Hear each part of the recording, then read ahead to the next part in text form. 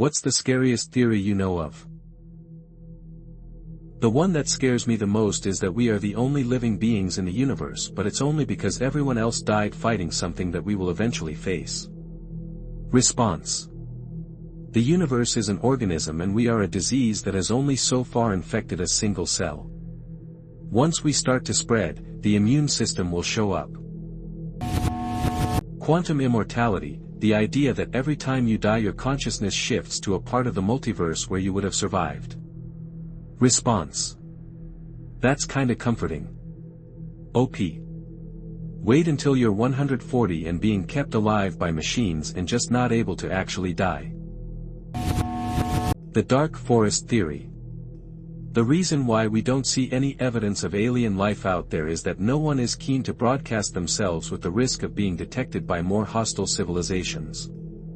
This is particularly scary for me because we have been beaming out radio signals into space, plus we have a probe out there with a golden disc detailing what we look like and where we are. I love that short horror story about receiving a message from outer space, having finally found someone to hear our radio messages broadcasted in space, and being decoded into stop sending messages, they'll hear you. That time repeats as the universe expands, contracts and bounces. We live our lives over and over again with billions of years in between each brief instant of consciousness that we are completely unaware of. Response: still beats living once and never existing ever again. Though it sucks for those who had truly horrible lives. But even then it's not like we remember the first billion times we've all done this before, so what does it matter anyway? Second response: if it helps, never existing again as you are now, is technically true. But everything you are, and the energy that makes you alive cannot die. The fact of the matter is, we don't know how we felt before we were born, we won't know after we die. That to me is sort of reassuring. It's theorized that some neutron stars, made of pure and extremely densely packed neutrons, can break down into even smaller elementary particles, quarks, and become strange stars, made of strange matter. If a strange star were to collide with another strange star, it could potentially eject bits of itself, strangelets, into space. If one of these strangelets were to hit Earth, it could theoretically infect regular matter and convert the entire planet into strange matter almost instantly, killing everything in the process. It's not confirmed that strange matter would behave this way, but it is certainly a possibility within known physics. Response: honestly, my POV, stuff like gamma-ray bursts and supernovas that will just wipe us out instantly just don't concern me, not like there's something we can do about it. Second response: the gamma-ray burst nightmare is that we're on the sweet spot where half the planet gets fried, and the other resides in horror for months or years while the ecosystems and planet collapses. The idea of solipsism. Although that is more of a philosophical idea than a theory. Solipsism holds that knowledge of anything outside one's own mind is unsure, the external world and other minds cannot be known and might not exist outside the mind. It's definitely scary to think that you could be the only self-aware thing in the universe. Everybody else you interact with might seem like they are, but you can't prove it. If that were true, you're all alone in this bizarre universe and everything that you thought was real, isn't. Response: isn't that what a lot of psychopaths think? Or sociopaths? Whichever is correct. Second response: I think you're close but not quite. OP's theory is that you are the only thing that can think in the entire universe. Everything else is some sort of program, or hologram from the gods, or maybe humans and animals don't even exist and you're some divine being tripping in some forest and imagining everything. If I'm right, psychopaths understand others are conscious, but they just can't fully grasp the negative effects of their actions. For example, there's been times where I've wanted to hit someone for being an asshole, but reason kicks in. Maybe he doesn't deserve it, I could seriously hurt him, he could seriously hurt me, I could get into trouble, that's not very civil, etc. A psychopath will only see the positives, it will feel good, he will no longer be an asshole, I will prove I'm better than him, etc. Dead-end trips. Cosmology can be disturbing. There are some destinations that you shouldn't try for, It's possible to travel so far away from where you started, that the expansion of the universe will exceed the speed you were traveling at. Response: me pretending to understand, no fucking way, so what would happen? Second response: basically pretend we somehow sent someone on a spaceship to some very far away destination. The universe is expanding, so that place is constantly getting even farther away from Earth. It's possible that somewhere in the middle of the trip they could realize it's not possible to travel fast enough to compensate for the expansion of the universe and make it to the destination. Or to make it back home to Earth, which is also expanding away from their current location. Essentially they'd have made a one-way trip to nowhere really. The Fermi paradox considers the question of the likelihood of life evolving elsewhere in the universe. If it's not incredibly rare, and there's no obvious reason it should be, then we should be able to detect it. We can't, so where are they? One proposed answer is the Great Filter, which is a technology or an event that will be encountered by any intelligent civilization that becomes sufficiently advanced, and will have the unintended consequence of destroying that civilization. Think nuclear weapons, but with a 100% chance of annihilating all life on Earth. The reason we don't see any other life forms is that over and over again they have evolved to the point where they inevitably discovered this technology, and promptly destroyed themselves. And sooner or later, so will we. Response: we invent faster than life travel but miscalculate the trajectory and accidentally split the Earth in half. OP: you probably meant faster than light travel, but the typo is delicious and I suggest you leave it.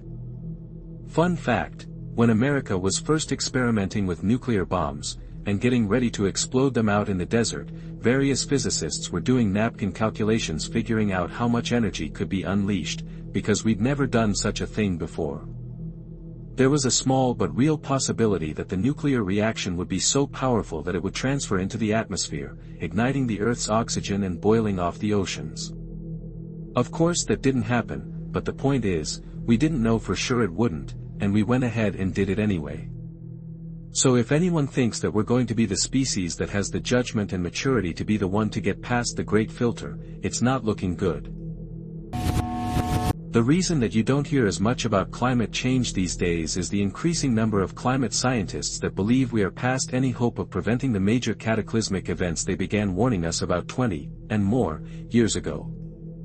A lot of them have literally just given up. The theory that if all is quiet in the woods, or anywhere outside, that you should very quickly leave because it means something is there that you do not want to encounter.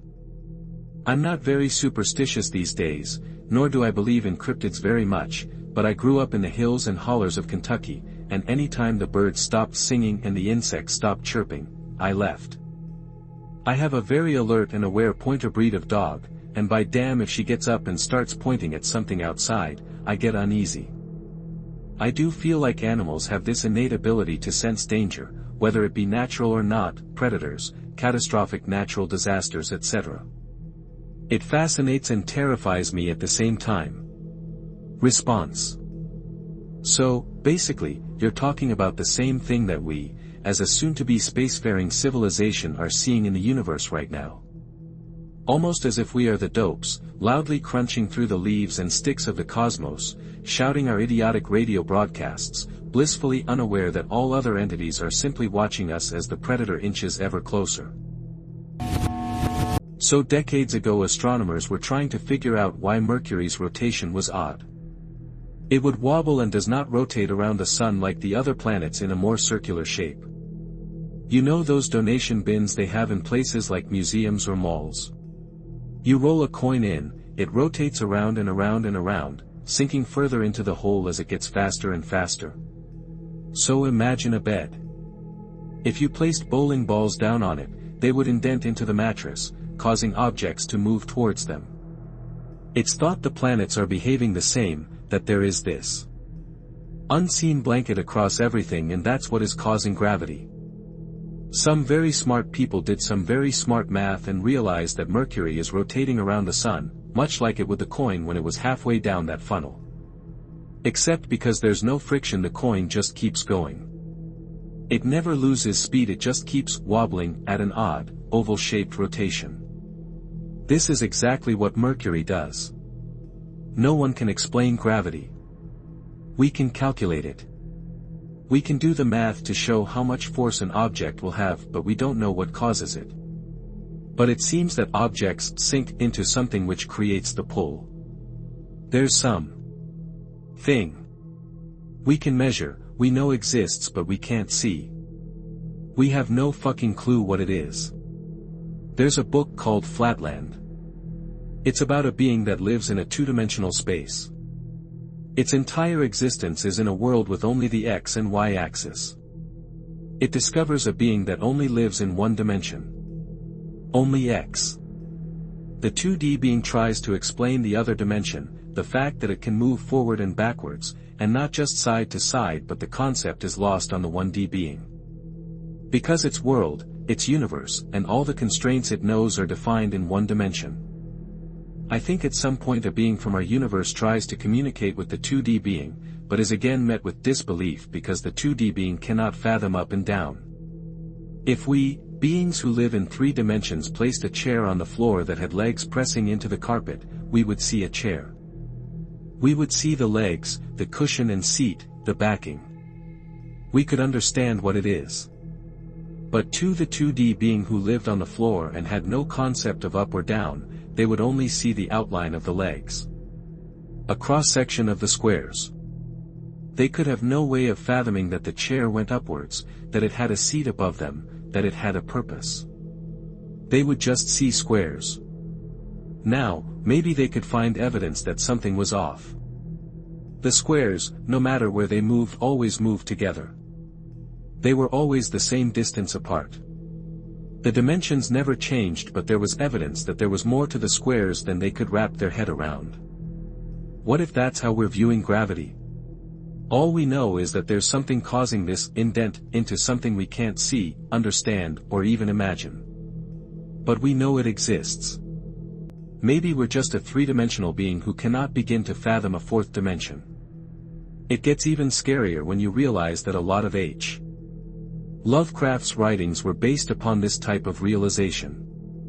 The madness that would happen if the 2D being got a glimpse of the 3D world and understood it. They saw beyond the indent, the shape the chair legs were making.